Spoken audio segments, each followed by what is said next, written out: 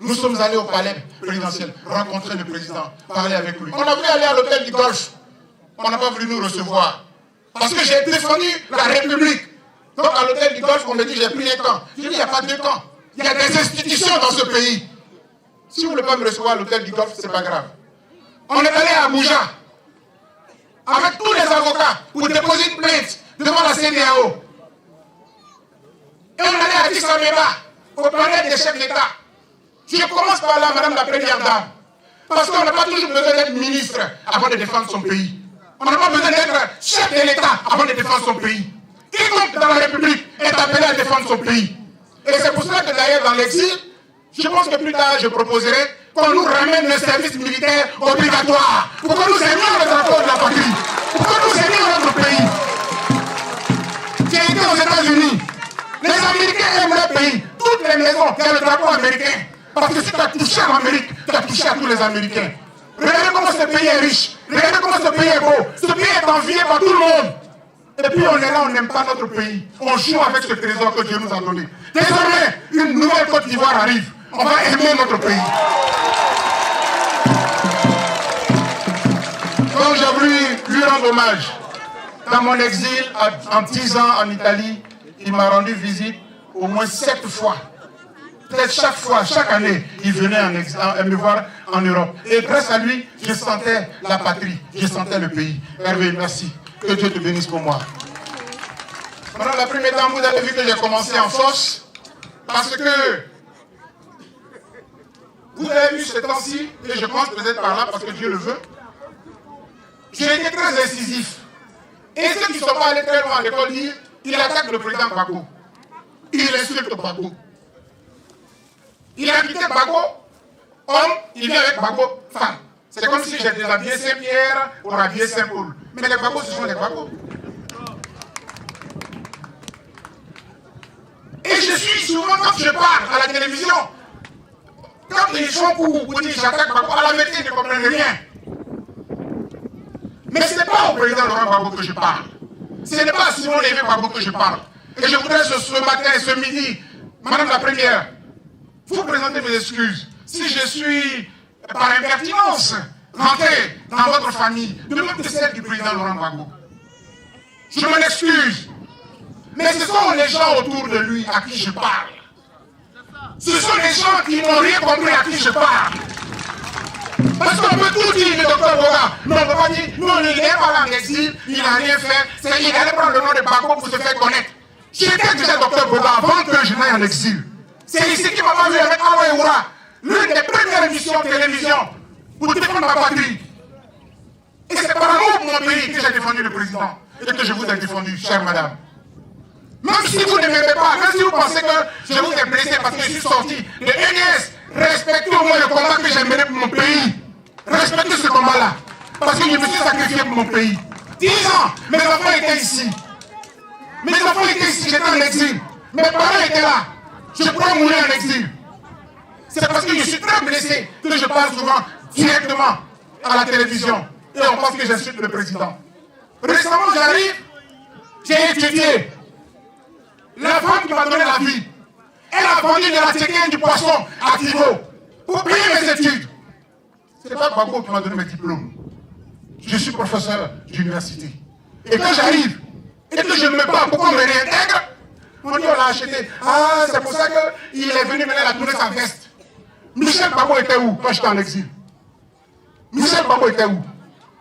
Il était ici. Madame, excusez-moi, mais on le payait. Ouattara le payait. Et quand je viens et qu'on me réintègre, on me dit Dieu. Parce que je suis un enseignant à l'université. On me dit qu'on l'a acheté. Et ça me blesse. Bon, la température va tomber un peu maintenant. La température va tomber un peu. Parce que j'admire beaucoup cette dame qui est devant moi et je ne voudrais pas encore l'écorcher. Parce que demain ils m'ont dit, ah oui, docteur Boga s'est retrouvé avec entre docteurs avant pour aller commencer à casser du sucre sur le président Gbagbo. J'ai trop de respect pour le président Gbagbo. Comme j'ai trop d'admiration pour Simone et Yves Gbagbo. Atoye, aïe Mukano, Mukano, Mukano. Pendant la première temps, comme vous êtes vous-même linguiste, je suis à la fois Dida par ma mère et je suis Ega par mon père. Et très fier. Et quand il me dit, la Gongri, Zikuba, Trepeduku, Amérique, Débé, il prévoit. Parce que, on a prié. À quel défend. Bon, le mot n'est pas venu en Dida. Donc, à quel tout toi. Donc, là-bas, bon, nickel, on a dit. Aïna prière, on a un boubier, là-bas, il y a un gazi. Ni si quelqu'un n'a dit. Donc, là-bas, il y a un c'est. Eh bien, on n'en a un ni gosso. Ni boga wa kanena mwani tanke ili ni noni lagona alamu.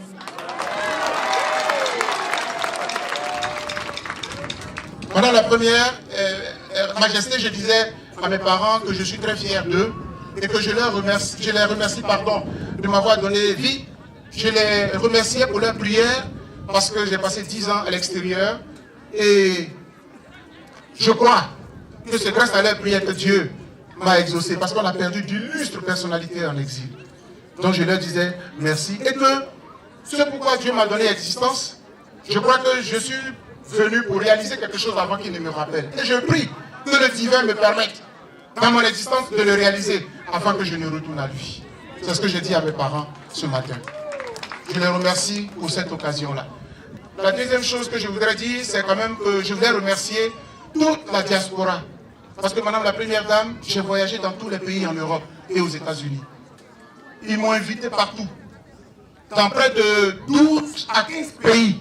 12 à 15 pays en Europe. Et j'ai installé des bureaux de la FIDOP un peu partout. Par précaution.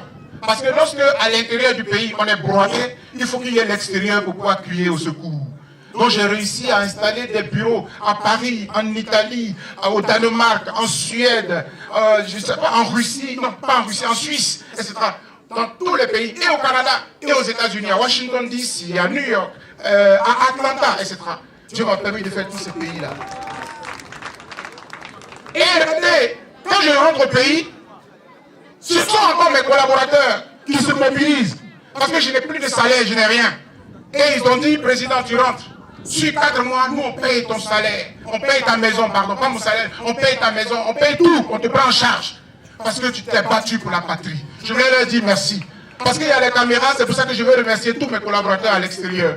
Ils m'ont vraiment soutenu. Et je bénis Dieu pour eux. Madame la Première Dame, je vais terminer ici en m'adressant à vous.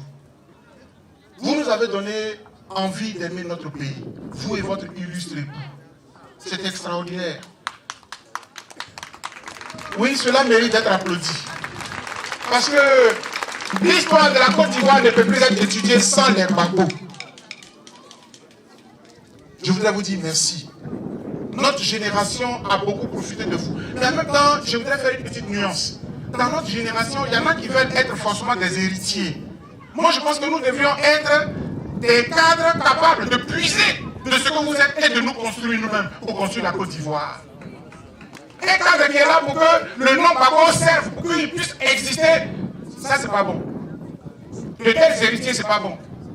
Parce que si tel est le cas, même s'il est fatigué dans ces derniers jours, on va dire qu'il faut qu'il sorte de là où il est pour pouvoir nous conduire. C'est que vous n'avez rien appris de lui. Ceux qui ont eu la chance d'être formés par Simon Lévy Gbagbo et par Laurent Gbagbo, ils devraient pouvoir aujourd'hui être capables de s'envoler, de voler de leurs propres ailes. C'est dommage qu'on soit là toujours à puiser de votre nom pour pouvoir aller de l'avant. Non, c'est que tu es dans la vie, tu sais que tu as existé dans le dos des gens, tu es un héritier. Moi, je ne suis pas un héritier, mais j'ai beaucoup hérité de vous. Ah, belle nuance. Je ne suis pas un héritier, mais j'ai beaucoup hérité de vous. C'est chic ça.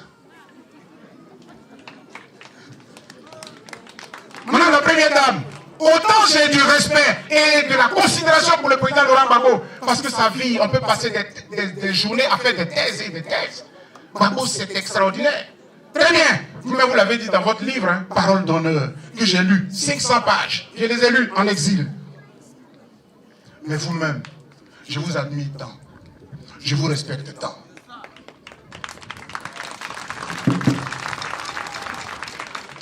Madame la Première Dame, souvent quand il y a les assemblées comme ça, en exil, il y a une bonne petite idée. Quand il y a les assemblées comme ça, monsieur le ministre, excusez-moi, hein, le ministre, c'est respectable. Mais je fais une analyse. Prenez le ministre, prenez le docteur, ou bien, je ne sais pas moi, bon, je prends les deux aspects. Le ministre, on le nomme sur deux bases, ses compétences et puis la relation avec celui qui le nomme, le président. Mais pour être docteur, il faut rentrer en bourse, il faut étudier. Donc moi-même, quand on ne m'appelle pas ministre, on m'appelle docteur, je suis toujours rassasié. Parce que ça veut dire que c'est la galère de ma mère, la sueur de ma mère, moi-même je porte ça, je suis fier de ça. Bon, maintenant si on me nomme ministre aussi, je prends. Hein. Ministre, c'est trop intéressant. Je dis cela parce que je veux respecter cette dame. Madame la Première Dame, je vous explique tout net et puis j'aurai fini mon discours. En exil, j'ai eu très mal. J'ai eu très mal. On est rentré, on est allé en exil à cause des deux, monsieur et madame Gbagbo. Bon, dans le fond, merci. Dans le fond, il peut y avoir des problèmes de couple, ça arrive partout. Mais nous devons préserver l'image des icônes qui ont bâti notre patrie. Face à vous douaniers, jusqu'à ce que Dieu les rappelle, ils auront construit la démocratie dans notre pays. Et quand à Paris, j'ai vu une jeune sœur de votre parti politique, soi-disant, assise sur un petit téléphone, et puis vous insultant. Par respect, je ne peux pas imaginer devant l'Assemblée dire combien de fois elle vous a insulté. Je me suis senti insulté. Et quand je rentre en Côte d'Ivoire, je me dis peut-être que c'était dans l'exil. Mais j'ai été blessé. Comme une sœur, mais comme une mère. On ne fait pas ça. Ça m'a écorché. Et je me suis senti proche de vous davantage. Et quand récemment j'ai vu les sœurs et les frères créer le mouvement MGC, Mouvement Génération Capable, et que j'étais à l'investiture, j'ai écouté les fondamentaux. Vous m'avez encore séduit davantage. Parce que vous aimez les valeurs.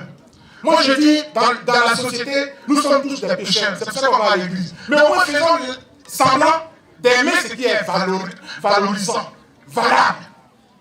Fuyons le péché et allons vers ce qui est merveilleux. Tout à l'heure, Majesté disait, comment vous pouvez sortir de prison? Maltraité par les hommes de ceux qui sont au pouvoir. Parce que moi aussi, ils m'ont maltraité. Et vous sortez de prison et vous êtes métamorphosé.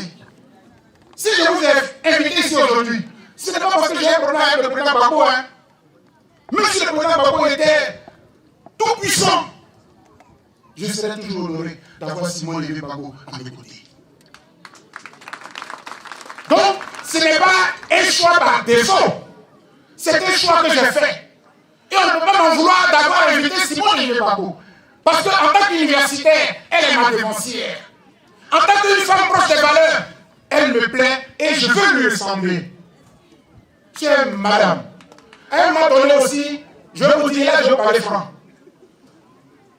La Côte d'Ivoire a un tournant bizarre. Donc réfléchissez bien et puis parlez un peu, puis on va y aller. Bon, je n'ai rien dit devant les caméras, mais... Mesdames et messieurs, chers parents, oui, non, mais c'est bien ici, c'est enregistré. C'est le plaisir de voir la Première Dame. Je voudrais vraiment, du fond du cœur, lui dire merci. Elle m'a honoré devant mes parents. Elle m'a honoré devant mes parents qui sont venus du canton Thiès, très nombreux. Je voudrais leur dire merci. Merci de m'avoir accompagné. Hier, quand ceux de Nyama m'ont reçu, ceux de Nebo ont fait le déplacement. Et aujourd'hui, quand ceux de Nebo me reçoivent, ceux de Nyama ont fait le déplacement. C'est ici que mon père a rencontré ma jolie maman. Je les ai perdus tous les deux. Mais je bénis Dieu de me garder en vie pour continuer d'exister à travers eux. Que Dieu vous bénisse, chère madame. Que Dieu vous bénisse, majesté. Que Dieu vous bénisse, chers parents. Merci. Et voilà,